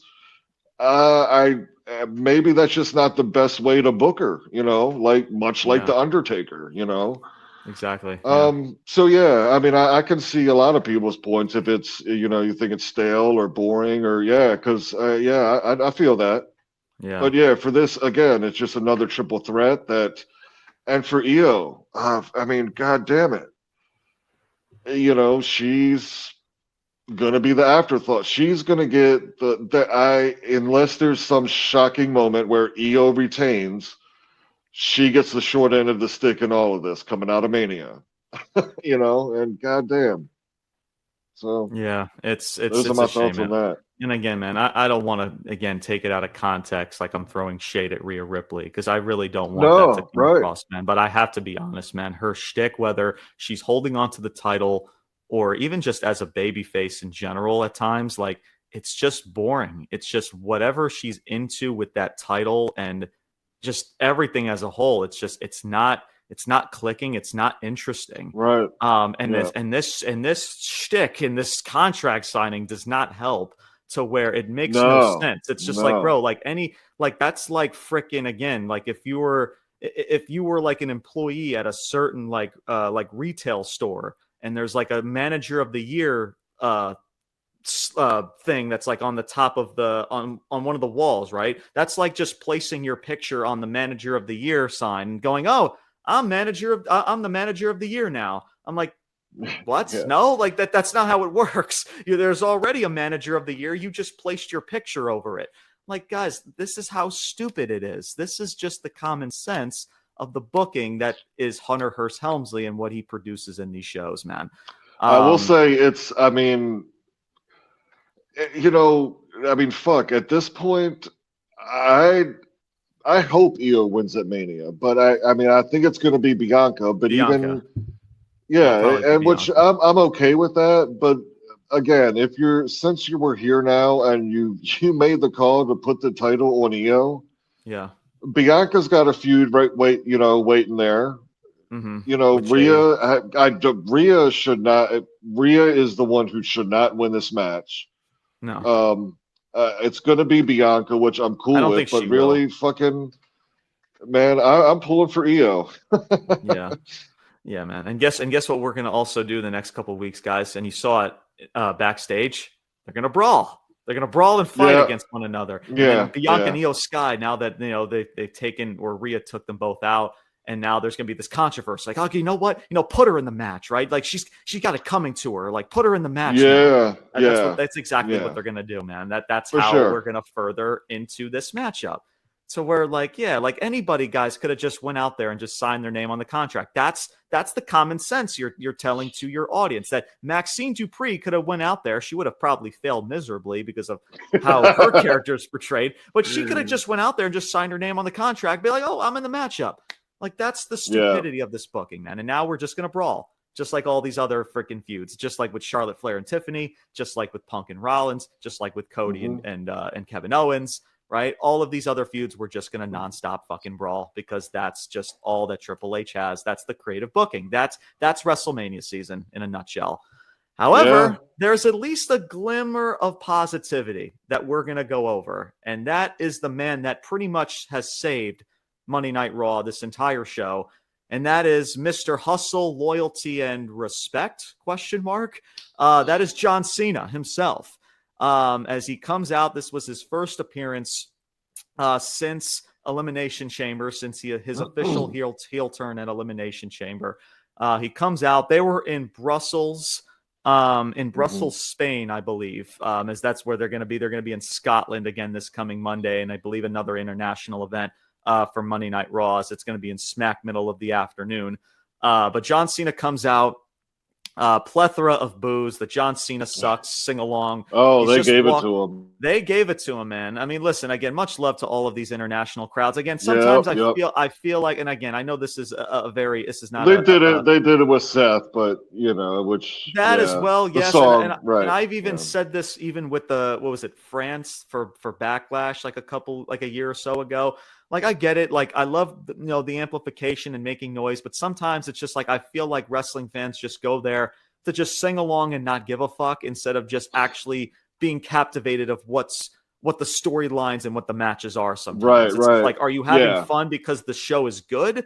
or are you just there to sing along and put on Disney performances? Like that's just it. But listen, they're there to have fun, and they made some noise, and I thought Cena did such an amazing job doing everything in regards to, audience and participation with the audience, right? So where like he comes out there and kind of similar type of environment to when I think this was like 2005, 2006. It was ECW One Night Stand, and this dude was fucking booed out of the building against that was Rob Van Dam back in 2005, 2006.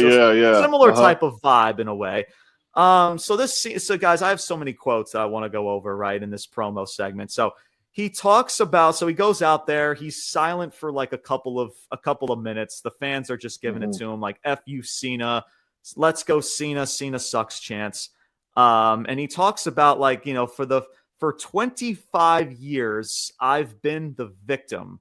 I've been the victim for what's been a toxic and an abusive relationship.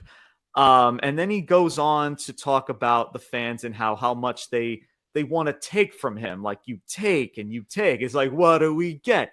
What do we get? What do we get? It's like, you get nothing.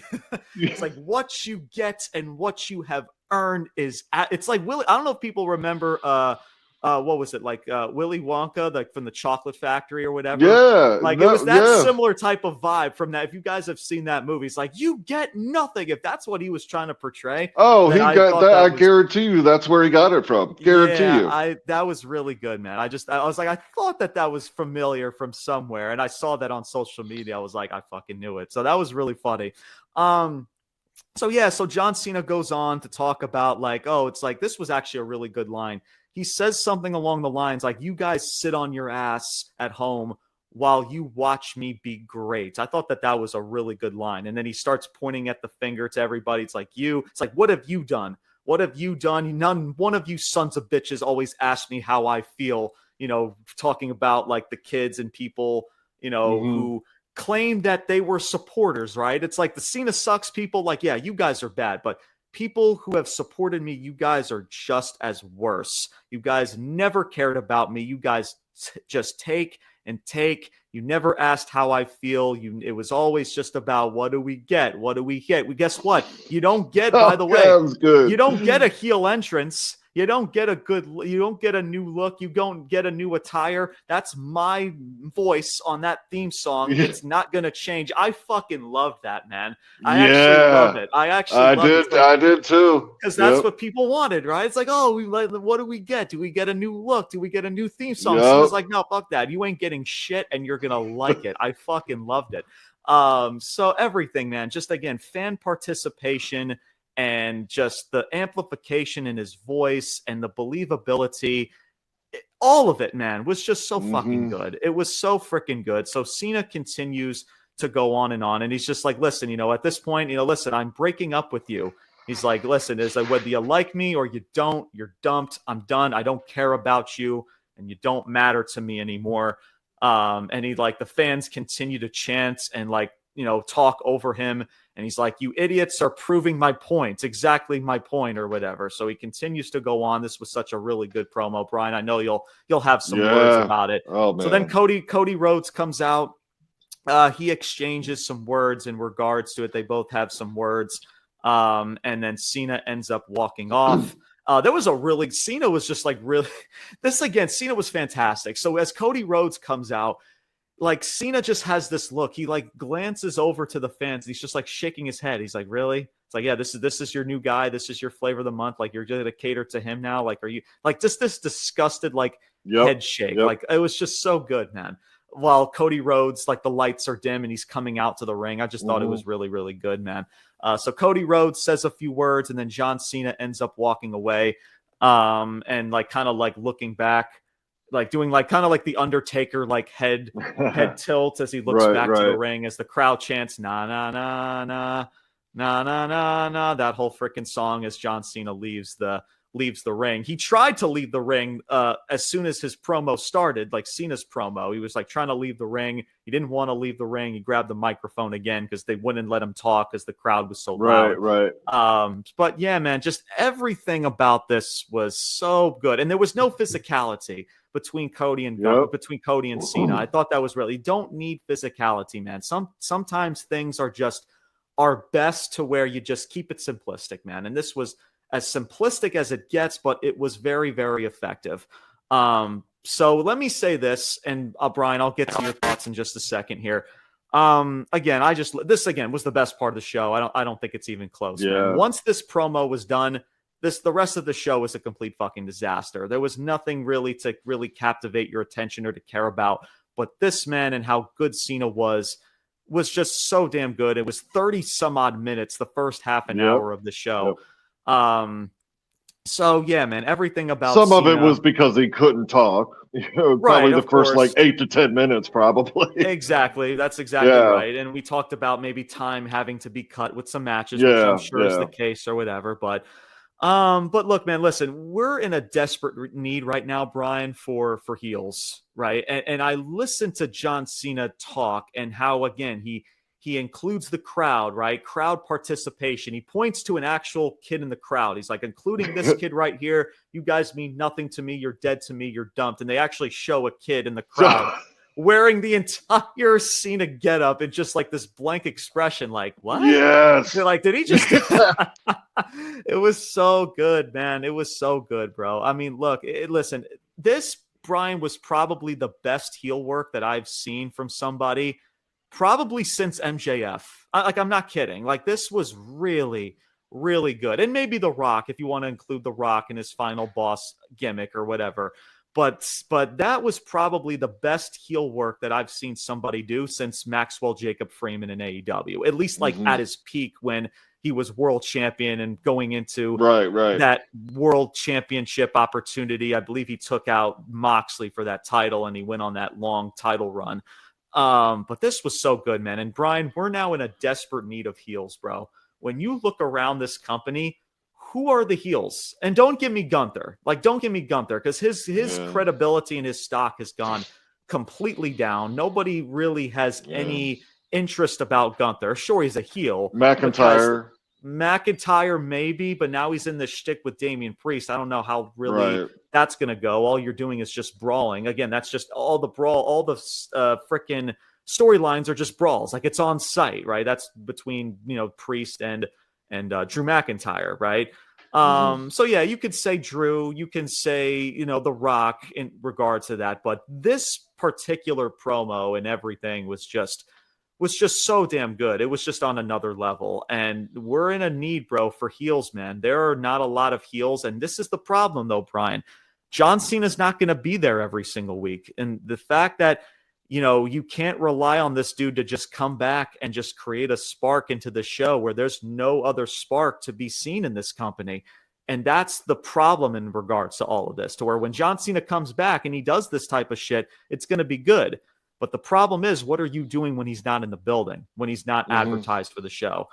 But so I'm going to speak like a broken record. I don't want to. You guys know, I'm sure I'm not going to say anything different about this promo and about this segment that hasn't already been said. But Brian, man, what are your takes, man, about this first promo from John Cena as a heel, Cody Rhodes, and everything to start this show off? What did you think? Oh man, I got so many thoughts on this, man. I can't believe that here I am after 25 years, and I might be able to call myself a fan of John Cena. I can't fucking believe it. Like, holy shit. I say that I've always been a fan of him yes, I understand what he's meant to the wrestling business and whatever, but his gimmicks, his character, right? The prototype, garbage. Even when he started the Thugonomics, I'm not going to go down that road, but to me, that was garbage. Then you get into, hustle, loyalty, respect. garbage. And I understand why everybody, and their personal, why you would like him or why people gravitated to him. Just for me, I never once just was with John Cena. Like I never got it. Yeah. But this, man, this is what I will give. I no doubt John Cena, is a guy that loves wrestling. It's his passion, as far as knowing the history and what his character is and whatever. Mm-hmm. I gotta believe at some point in his hustle, loyalty, respect run, Mm-hmm. we talk about the greatest ever, 17-time world champion. If he's going to win that, Mount Rushmore, blah, blah, blah, blah, whatever. Mm-hmm. What's something that's never really been done in professional wrestling? That's a guy that has maintained, he's been a face through and through 25 years. He gets to his last year and he turns heel and he goes out heel. Never, there's no time to turn back face and, I'm turning heel. I still got another 5-10 years left. But for a guy who has spent 25 years as a face, and then that last year, boom, I'm a heel and I'm going out. I don't for a guy of Cena's stature, who's meant that much, not Ric Flair, Hulk Hogan, those types of individuals. I don't think that's ever been done. No. Not that I can think of. No. So I gotta believe at some point. I think he's a smart man, and at some point in that run, made a decision. I'm never gonna turn heel until I'm done. At least I hope. I'm just trying to think of like how he got, because everybody turns face. No, who has stayed face 25 years, never fucking wavered. Rey Mysterio. And now we get here. But never wavered. Now, but Rey Mysterio is not I know like, yeah. So I'm just throwing his name out there because he hasn't turned heel. But I know what you're saying. Yeah. So I'm just wondering if at some point, like this has been a plan for a long, long time. And if so, sign me the fuck up. Because this always shocked me too. When he was on that reality show with the Bellas, like the glimpse of who John Cena is as an individual, like I'm surprised that never like really just like kind of got more attention, because there's some whack ass shit that is like, bro, I'm like, for me personally, yeah, I'll never be a guest at your home because I ain't fucking doing this bullshit. Like the man, right? Like the man does have like I don't know. Yes, he does the Make-A-Wish, and yes, that's him. But like the rule type dude he is, like that's a fucking heel, man. I don't know what to tell you. So I say all that to say, like, if this, I don't want him to, please at this point don't turn back face. Like if he's winning that title, give him that title. Boom, he gets the 17 time, and yes, he's gonna lose it going out, but lose as the fucking heel, man. Yeah, like that promo. You're right. This is a guy who knows how to, just like The Rock, right? Those few guys or women that can manipulate the crowd on the spot, right? And he's gonna fucking nail this. Like, at least I'm anticipating it. I fucking hope so. Yeah. Because I've shocked myself, man. I was like, and this was in real time. Like, I'm like thinking to myself, holy shit, am I gonna be a John Cena fan after 25 fucking years? But on his way out the door. On his way out the door. But man, I'm telling you, if they do this right, and how just in that promo, he fucking nailed it as a complete just dick of a human being. I mean, he fucking nailed it. Absolutely. And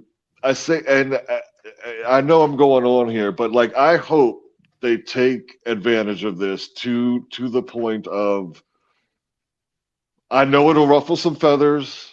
So it would definitely have to be, they would definitely have to use somebody that is fully on board and understands what wrestling is and what we're doing here, or what they're doing here.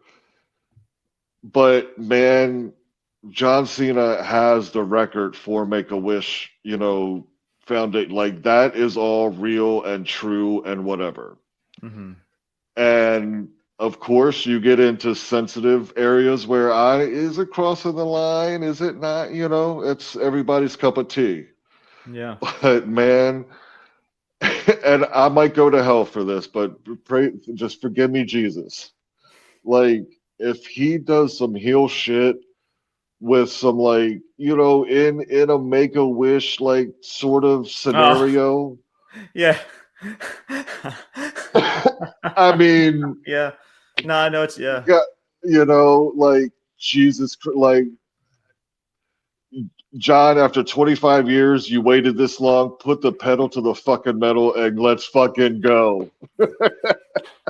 I'm all for that, bro. It's funny. That's one thing that a lot of people have mentioned, or at least kind of like we're making fun of. Like, what if you were to go to like a Make-A-Wish foundation or meet a Make-A-Wish kid and he would do some heel tactic stuff. I mean, listen, MJF has done it with many of those types of people. So it's just like, why not? Especially, again, listen, obviously, like, there's got to be T's that need to be crossed in regards to making all of that happen, of course. But dude, I'm all for that, man. Bro, like I said, bro, we need heels, bro. We need heels in this company. And I'm not talking like the heels like a Gunther or like, the 50-50 booking of heels no, I'm not talking about that. I'm talking actual diabolical heels, like the Final Boss Rock shtick from last year. We need fucking heels in this company. If there's any way you want to make John Cena a heel, that's a really good creative way to freaking do it. I would really. I mean, you're on Netflix now. You got, just media outlets out the ass. If you could do that properly to where maybe it's in a vignette type of scenario, or maybe if you want to do it in the ring to where they come onto the show and you put them in the middle of the ring or whatever, or maybe on top of the stage and Cena's interacting with them on that. However you want to do it, if you could do it right, that would be really it has to be a kid. Just by God, adults in the room, use your fucking brains. Like, at least having a kid that understands what wrestling is and the shtick that's going on, and actually would be like appreciated it and like excited about being a part of it, rather than scarring a fucking child for the rest of their life. Yeah. Now here's what I'll say too, and I'll end it with this, right? Like, look, I get it. Like, gone are the days, or like the glory days of like top heels in the company, right? So where like the product has changed, the company has changed, man. But like, we talk about, WWE and, them developing now new stars from the Performance Center. You have this new WWE ID to where it's making independent wrestlers a lot easier to learn the WWE way and how to cut promos, this and that. But what you saw from John Cena, right? That's just something you can't teach, right? You can't teach. It's either you have it or you don't. So where, Brian, I see so many and you learn it over 25 years. Yes. No you question. Can't teach that. Like, I've seen so many people, Brian, throughout, and I know you've seen it as well, to where so many people, they try to learn things the WWE way through the Performance Center, and now you're seeing it with WWE ID. Right. Like, that's just, you're trying to create personalities and characters, right? You're trying to uplift of what WWE likes to do and how they like to cut promos. It's like a conveyor belt of fucking wrestlers that, like, we're going to put you in a box. You're going to talk this way. This is how you're going to cut a promo. Right. But like, you listen to what John Cena cut this past Monday. You can't teach that. You either have it or you don't. MJF has proven it to you in AEW. That motherfucker has it. He's proven it since day one. That's the CM type Punk. of people, CM Punk, right? It's that persona that you can't teach in a performance center. You can't teach in a promo class. Like, you either have it or you don't. And Brian, there's so many wrestlers, and I'm not going to name names, to where, yes, are they decent on the microphone? Sure.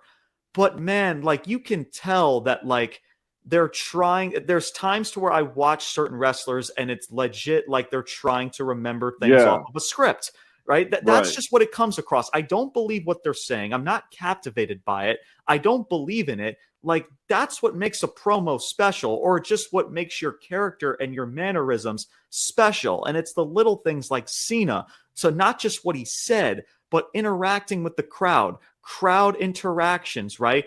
His mannerisms and everything, right? And when to say it, how to say it. Like, that's what's important. You know, it's easy to just sit there in a backstage promo and just rehearse all your lines that you produced backstage, and then just say it for 60 to like maybe 90 seconds, and then you call it a day, right?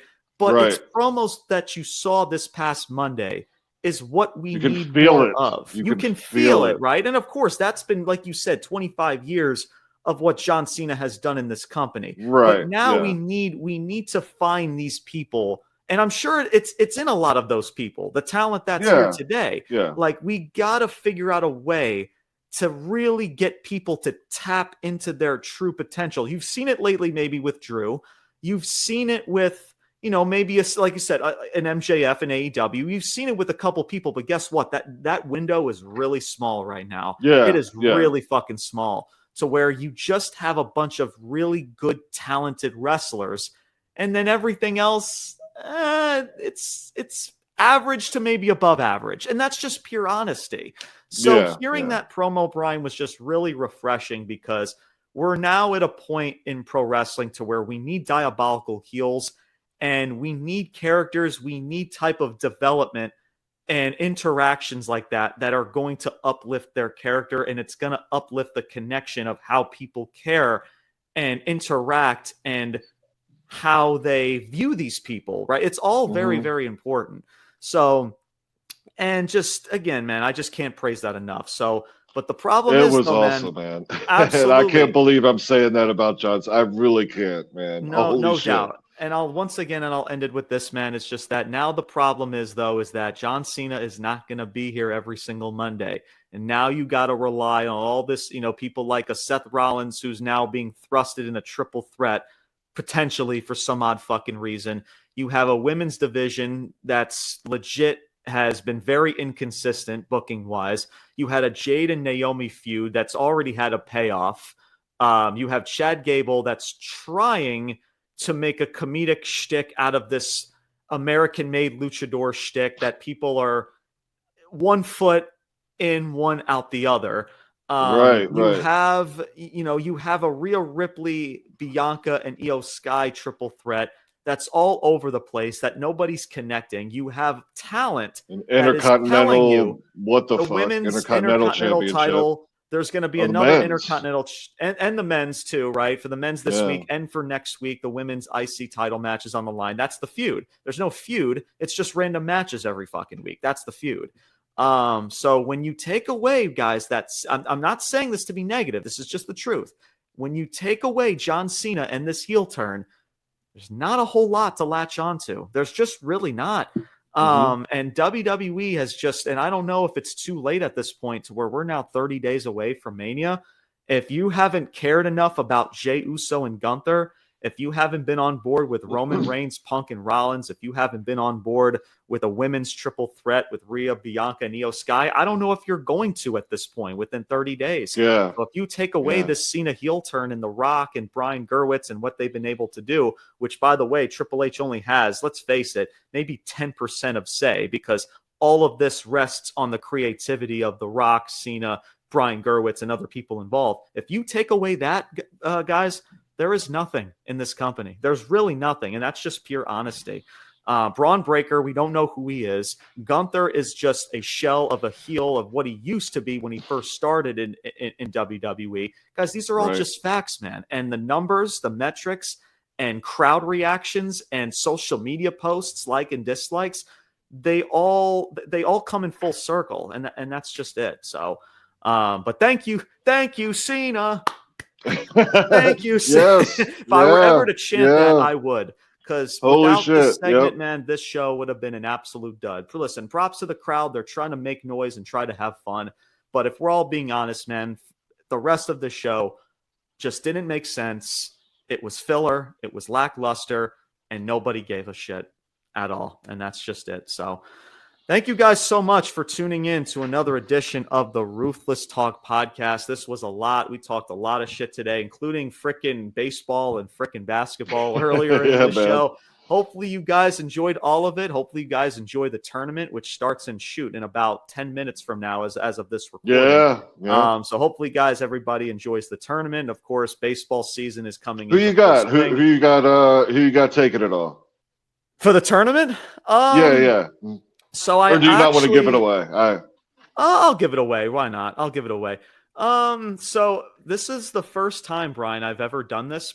I actually have for the Final Four. I actually have all number one seeds making the Final Four, and I'll tell you why. Because I think that for each of these number one seeds, I just don't think that there's a team because of how the tournament is structured. Like if you the look brackets, at the West, right. The brackets and everything, the regions, the West region, bro, like there is so many juggernauts to where like you got St. John's, you have Texas Tech, you have UConn, you have Florida. It's just like if St. John's was in a different, and I love St. John's. I'm from Queens. Shout out to everybody from New York who's repping St. John's, and I'm going to be the biggest St. John's fan in this tournament. So if St. John's was in a different region, as a 2 seed, I would probably have them in, but it's how everybody's placed in this bracket. Yep. That's really hard for me to say. I don't know if they could truly top because all of these number one seeds, both offensively and defensively, if we're talking efficiency, both are amazing in both categories. To where St. John's, they're a really good defensive team, but they lack in offensive efficiency. And when you talk about right. Florida, who's very similar to what UConn has been over the last 2 to 3 years, I just don't see it, man. I just don't see it at all. And I think for Auburn is the only suspect one because they have a history of just not getting the job done in tournament play. And I think if there is a team that will probably take them down, probably Michigan State, because I love Tom Izzo, and I think this is probably one of the best Michigan State teams. Probably, I was debating to putting them in there, but I think that Auburn is due. I think that they're due. I know that they had a rough stretch towards the end of the regular season and into the tournament, the SEC tournament. But I think that they're due, man. And now it's in San Antonio. The last time we saw number one seeds in a Final Four was in 2008, and guess where that was at? In San Antonio. In 2008. So nice. You know what? I'm it's a gamble. I know it's a gamble, but either way, like, you know, if you really truly dissect it, there's really like even Tennessee is a number 2 seed. They don't have the best track record. So until they produce a track record, at least the way that I try to write down a bracket, unless you have a good track record of good tournament play, I can't give you the confidence to put you in a Final Four or a national championship. That includes St. John's. That includes Tennessee. That includes frickin', you know, a Wisconsin who hasn't been there, who's a 3 seed. So that's my take. I mean, who Cooper Flagg, who I believe is their star point guard, who I know who is injured, but he's projected to come back and be a part of the tournament. So if that's the case, I think Duke will definitely be taking place in the national championship if that's the case. So, but it should be fun, man. It should be a lot of fun. Yeah. So who knows? Regardless of how my bracket is, man, I love this tournament. It's always so much fun every time of year. And I know you didn't make a bracket, Brian, which honestly, you might be the most smartest individual out of everybody in America to not do it. So yeah, man, we'll see, man. And then baseball season, I'm sure maybe we'll talk more baseball in the near future. And of course, we got WrestleMania. Of course, stay tuned for our WrestleMania roundtable event. Make sure you stay tuned for that. We'll talk SmackDown this week. We'll also talk more of some AEW, depending on where AEW is at in regard to their storylines. We'll talk a little bit about that, but mostly about SmackDown. And of course, shout out to the Holy Shit podcast. Your boys are going to be in an upcoming collaboration. Just shout out to them. Shout out to the Holy Shit podcast. We will be collaborating with them. A collaboration is in the works to be a part of their show. So if you guys don't know who they are, they're called the Holy Shit Podcast. They're available on TikTok, Instagram, as well as their YouTube channel for their podcasts in general. So if you guys want to check out our latest collaboration, of course, I'll be making posts on social media and links for you guys to check out the collaboration. So make sure you guys check that out. And of course, we got many special guests coming your way to join the Ruthless Talk podcast in the near future. We got special guests lined up. So stay tuned for all of that, and stay tuned for more content to come. Brian, final thoughts before we end this show. As usual, thanks everybody for listening, subscribing, tuning in, and thank you, John Cena. Thank you, John Cena. And also, I'll give a shout out to the Holy Shit podcast as well. Looking forward to meeting everybody there and sharing some thoughts on wrestling this week. So, shout out to you guys, and looking forward to meeting y'all. Yes, absolutely. We'll be talking Monday Night Raw. We'll be talking more about Monday Night Raw this week. They've been on a little bit of a hiatus, a little bit of a break, but I believe they're coming back as of today. So they'll be starting up episodes starting today. We'll be talking a little bit about Monday Night Raw. We will be talking a little bit about SmackDown. At least that's going to be in the works. So make sure you guys stay tuned for that collaboration and for many more episodes to come in the near future. As always, make sure you guys follow us on Instagram and TikTok. That is Ruthless_Talk. Make sure you guys check us out on our podcast. Subscribe to our YouTube channel. Make sure you hit that subscribe button, spread the word, and be a part of our lovely wrestling community. That is going to do it for today's episode, everybody. My name is James Porcelli. I'm Brian Thomas. Until next time, there will be a next time. Your boys are signing off saying salutes. Peace out. And take care, everybody. Top guys, we are out.